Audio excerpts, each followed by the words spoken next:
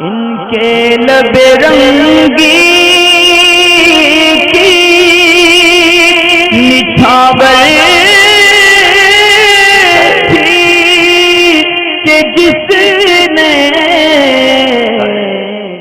سوالات تو اور بھی تھے پچھلی ویڈیو کے اندر جو دیے تھے اس سے آگے کے،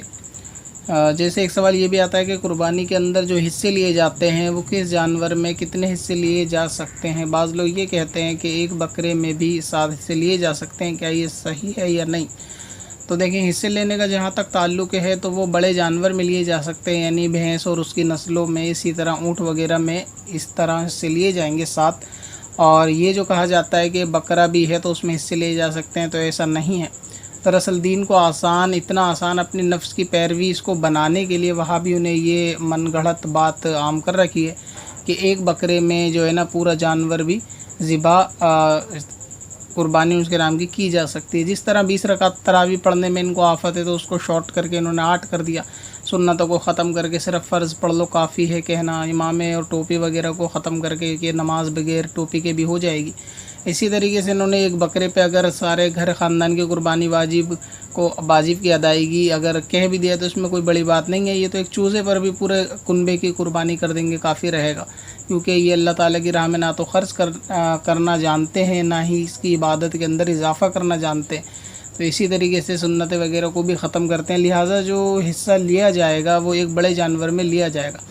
حضور علیہ السلام نے ایک بکرے کو منگایا، مینڈے کو منگایا، اور اس کے اوپر جو ہے نا ساری امت کو نام کا ذبح کرا۔ یہ وہاں بھی شاید اسی حدیث سے دلیل پکڑتے ہیں۔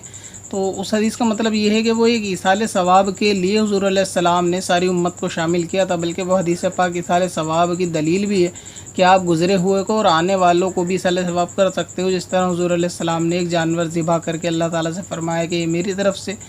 اور آل محمدی کی طرف سے اور امت محمدی کی طرف سے، لہٰذا ایصال ثواب کے لیے وہ حدیث ہے، نہ کہ اس میں کوئی واجب بتائے۔ اور بکرا ہر فرد کی طرف سے ایک ہوگا، یعنی جس پہ قربانی واجب ہے اس کی طرف سے ایک بکرا ہوگا۔ اب چاہے تو بکرے کے بدلے اگر کوئی بکری کرنا چاہے تو اس صورت میں بھی قربانی ہو جائے گی، مگر بہتر یہ ہے کہ وہ بکرا ہو۔ اچھا، اس کے علاوہ گوشت وغیرہ کے حصے کے تعلق سے بھی مشہور ہے کہ 3 حصے کرنے چاہیے، اور ایک رشتہ داروں کو، ایک غریبوں کو اور ایک خود رکھنا چاہیے۔ تو سوال یہ آتا ہے کہ سارا گوشت ہم خود رکھ سکتے ہیں؟ اگر خود کا خاندان بڑا ہے یا خود کے گھر والے زیادہ ہیں تو ایسی صورت میں خود اپنا سارا گوشت رکھ سکتے ہیں، تو اس میں بھی کوئی حرج نہیں ہے، اجازت ہے، رکھ سکتے ہیں، مگر بہتر یہ ہے کہ دوسروں کو بھی تقسیم اس میں کیا جائے۔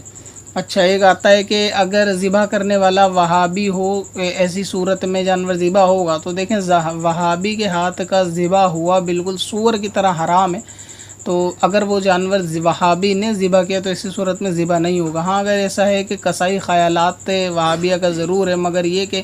ذبح سنی مسلمان نے کیا تو جانور حلال ہو جائے گا، مگر یہ کہ وہابی کے ہاتھ سے ذبح نہیں ہونا چاہیے۔ اچھا، پھر ایک آتا ہے کہ گوشت وغیرہ کی تقسیم کو لے کر بھی کہ یہ گوشت جو ہے وہ کافروں کو بھی دے سکتے ہیں یا نہیں دے سکتے ہیں، کیونکہ بعض لوگوں کے ملنے جلنے والے ہوتے ہیں،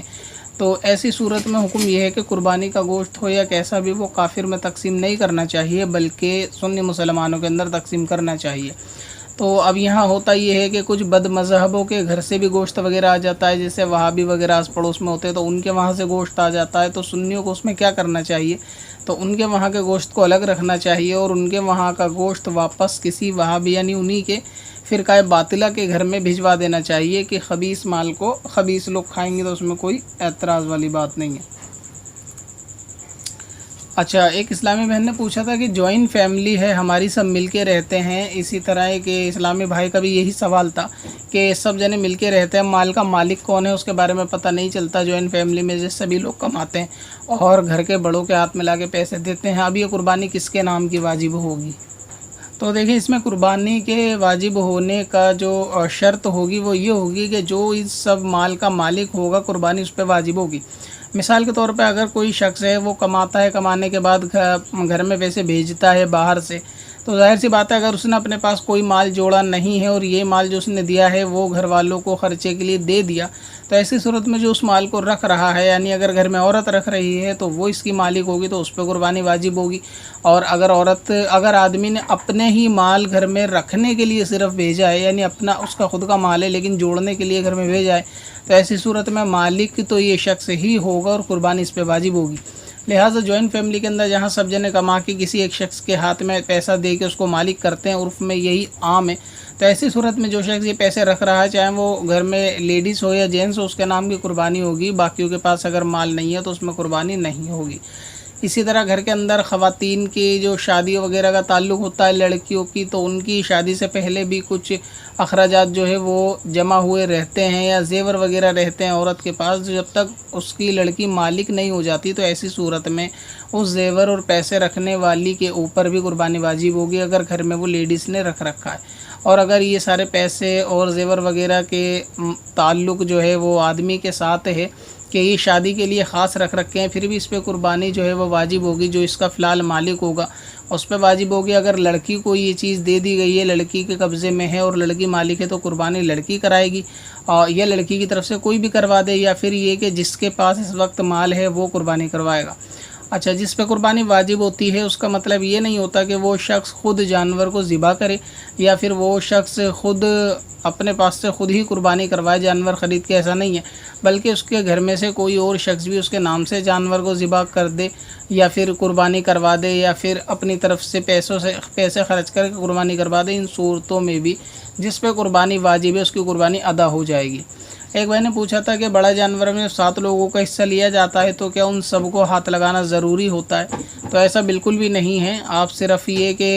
سبھی لوگوں کی طرف سے اگر کوئی ایک شخص بھی قربانی کرے گا تو ان سب کی قربانی ادا ہو جائے گی۔ اور جس طرح یہ 2 لوگ یا 3 لوگ چھری پہ ذبح کرتے وقت ہاتھ لگاتے ہیں، تو ایسی صورت میں تو زیادہ احتیاطی چیز کی ہے کہ کلمہ ان سب کو پڑھنا فرض ہے۔ اگر بالفرض یہ خیال کر کے کہ دوسرا بندہ پڑھ لے گا، پہلے نے کلمہ نہیں پڑھا اور ان تینوں میں سے کسی ایک نے بھی کلمہ پڑھا اور باقی ایک نے چھوڑ دیے، تو ایسی صورت میں جانور وہ حرام ہو جائے گا۔ لہٰذا بوقت ذبح جو شخص چھری پکڑے گا، یہ جتنے لوگ چھری پکڑیں گے ان سب کا کلمہ پڑھنا فرض ہے۔ بہت ساروں کو دیکھا گیا ہے کہ وہ ذبح کرتے وقت کسی دوسرے کا ہاتھ لگوا دیتے ہیں اور ذبح کرتے ہیں، اور جس کا ہاتھ چھری پر پکڑاتے ہیں وہ شخص خاموش ہوتا ہے، تو ایسی صورت میں وہ جانور حرام ہے، وہ جانور حلال نہیں ہے۔ لہٰذا جتنے لوگ چھری پہ ہاتھ لگائے پکڑیں وہ سب کلمہ پڑھیں گے، سب کو کلمہ پڑھنا فرض ہے۔ یا پھر ایسا کریں گے وہ شخص ہاتھ ہی نہ لگائیں بلکہ بتا دے کہ اس کے نام سے قربانی ہونی ہے، تو اس طرح بھی قربانی ادا ہو جائے گی۔